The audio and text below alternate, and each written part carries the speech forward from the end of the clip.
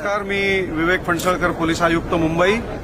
येत्या 20 मेला सोमवारी आपल्याकडे लोकसभा 2024चं मतदान आहे. मी सर्व मुंबईकरांना आणि मतदारांना आवाहन करतो की आपला मतदानाचा हक्क आणि अधिकार आपण बजावावा. आम्ही त्यासाठी कटिबद्ध आहोत. जय हिंद, जय महाराष्ट्र.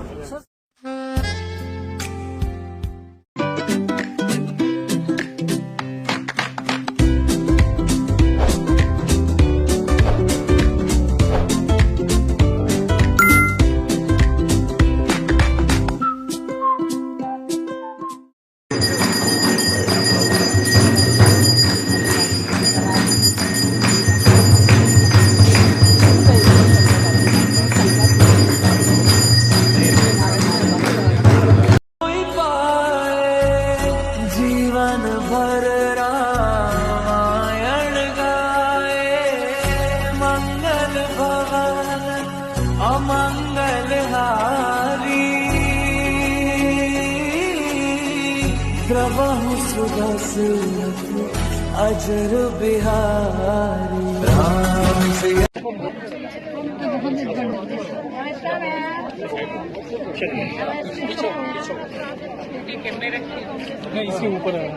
क्या आपने किसी जरूरतमंद बच्चे से कभी पूछा, खाना खाया क्या? हाँ खाया, आपने खाया? नंदघर का भी ये सपना है, इस देश का हर बच्चा बिना खाए न सोए, वो सही पोषण पाए. इसीलिए nandghar.org पे जाके इस मुहिम से जुड़िए. अगर बचपन से पूछा खाना खाया तो देश का कल बनाया.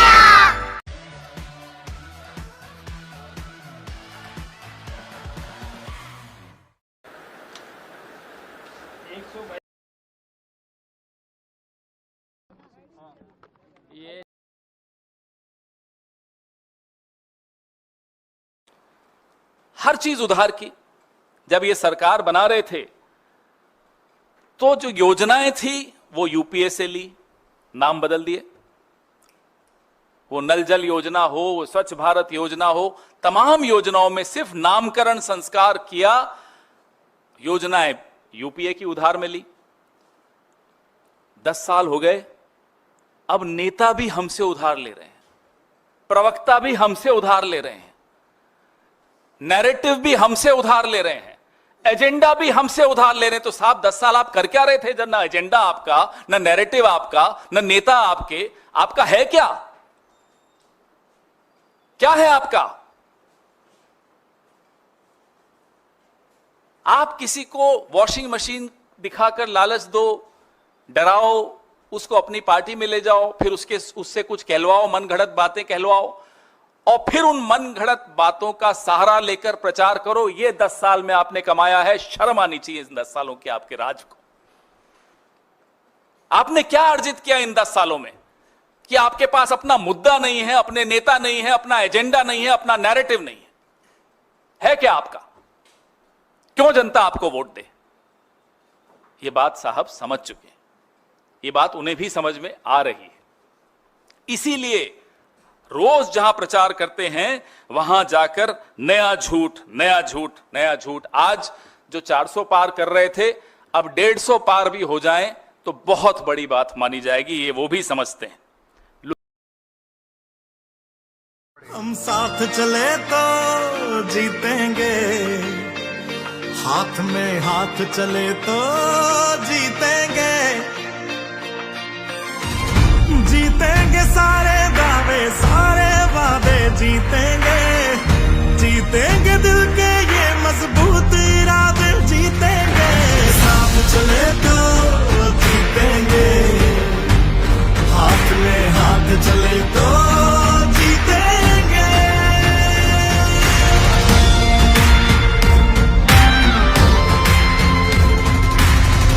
तुम और मैं अगर हम हो जाएं तो ही बस हम जीतेंगे.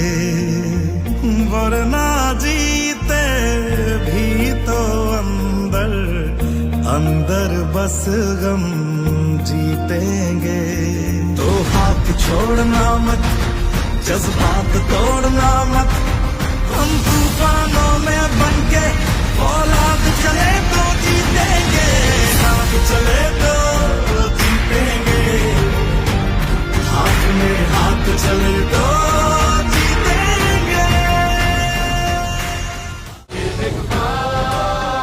कमल का बटन दबाएं, भाजपा को जिताएं।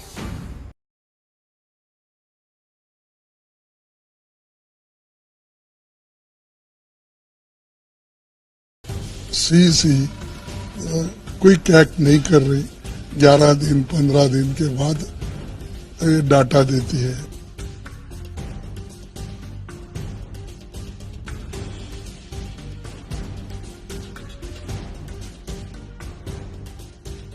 कांग्रेस पार्टी की राष्ट्रीय अध्यक्ष मल्लिकार्जुन खड़गे जी ने आज एक पत्र भी लिखा।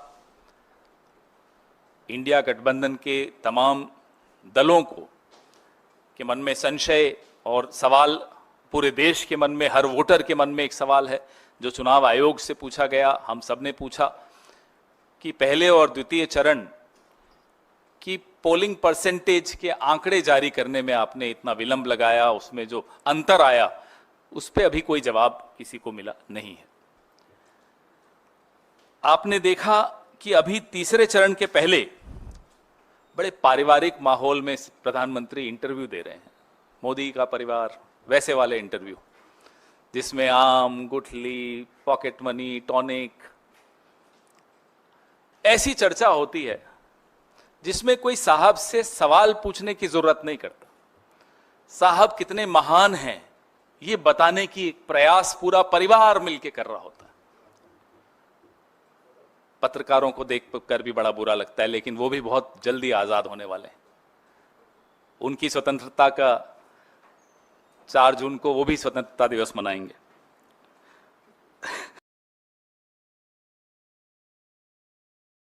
दूसरे चरण के अंत तक इस विश्व में शर्मसार कर देने वाली एक ऐसी घटना हम सबकी नजरों में आई, आप सबकी नजरों में आई, जिसमें प्रधानमंत्री की पार्टी, मोदी का परिवार का एक अभिन्न सदस्य प्रज्वल रेवन्ना भी था।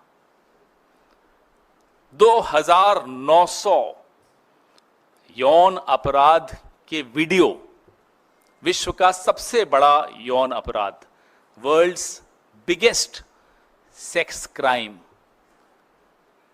प्रज्वल रेवन्ना, मोदी का परिवार, ये भी हम लोगों ने देखा। और हैरानी की बात है कि ये आम गुठली के जो इंटरव्यू चलते हैं, इसमें प्रधानमंत्री माफी नहीं मांगते प्रज्वल रेवन्ना वाले मामले पर। और माफी क्यों मांगनी चाहिए मैं आपको बताता हूं।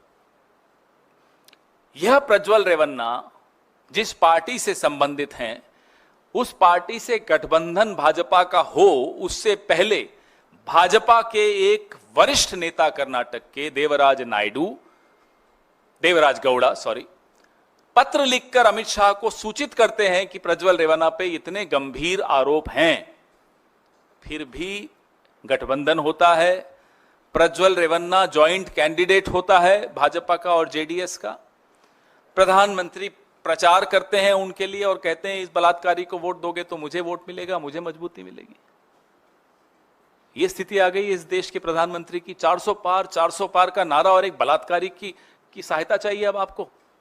और बलात्कारी भी कोई छोटा मोटा नहीं, 3000। सोचकर शर्म आती और घिन आती कि हमारी राजनीति में ऐसे लोग हैं और उनका स्थान है, और वो भी ऐसा स्थान कि मोदी जी के परिवार में स्थान है उनका।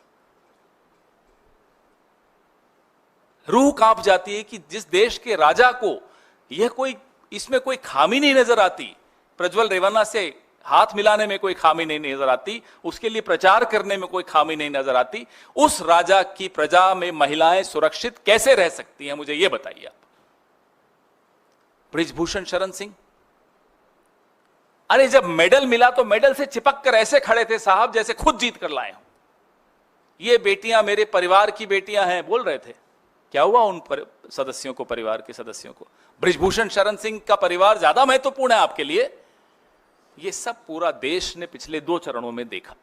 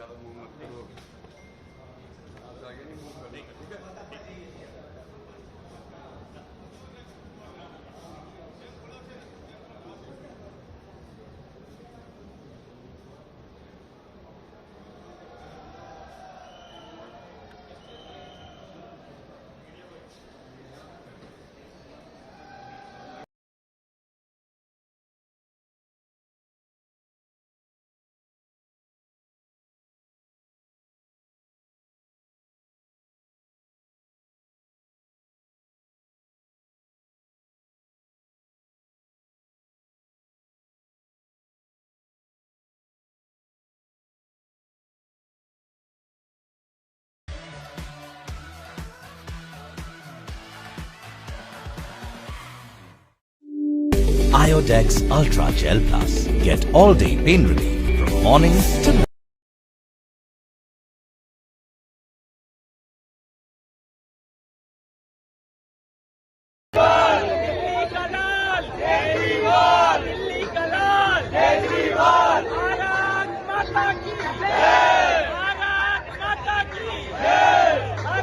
There's no hiding from the sun, especially on a sweaty, sultry day. Here's the game changer. Introducing Joy Ultra Matte Dry Touch Sunscreen with SPF 50. It blends easily so your skin feels dry and fresh without any sticky feeling and protects from harmful UV rays without any white cast. It's perfect. Joy, beautiful by nature.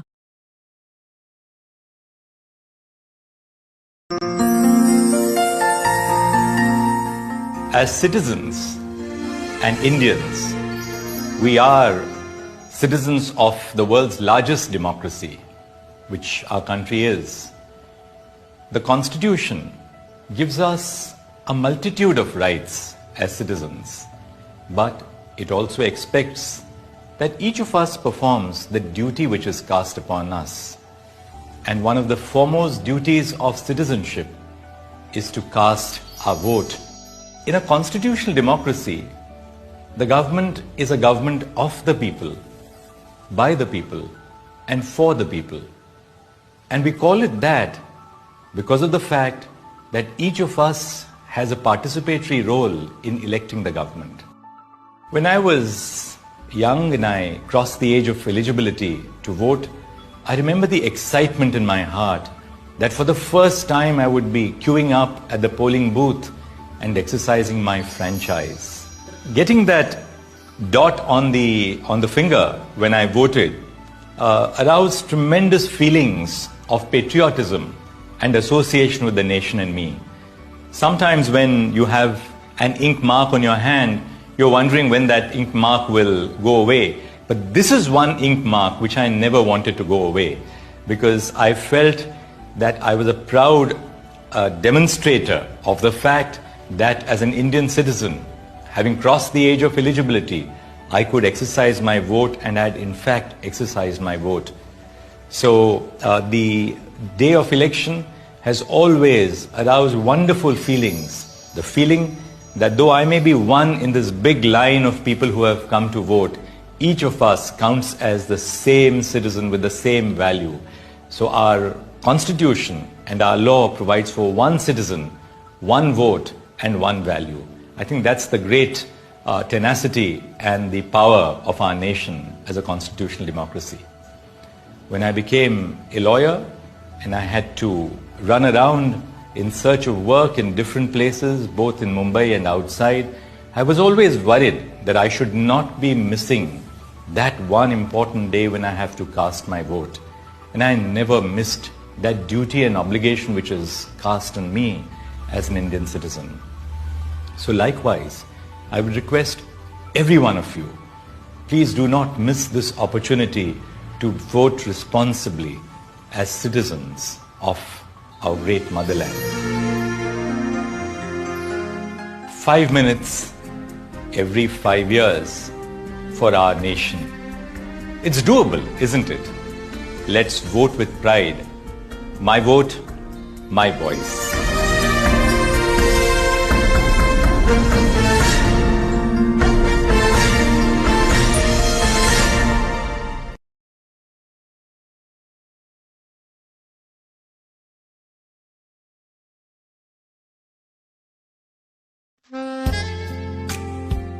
नमस्कार, मी Vivek Phansalkar, police आयुक्त, Mumbai.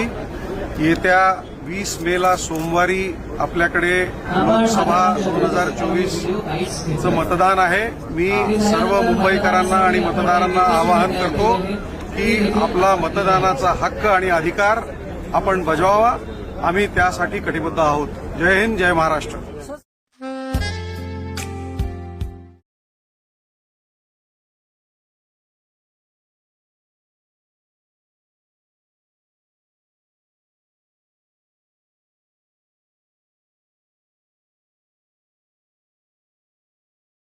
You guys kept telling me Danish, you're so funny. Danish, you're hilarious. Danish, we want more jokes. I guess Sprite heard you all, cause now my best jokes are in their bottle.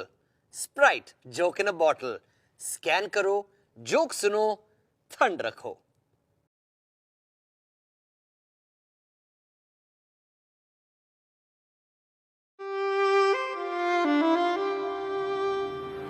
Election का दिन मतलब छुट्टी नहीं, duty का दिन। Social media, मौज मस्ती सब बाद में। पहले ड्यूटी वोटिंग की। मेरा वोट मेरी ड्यूटी।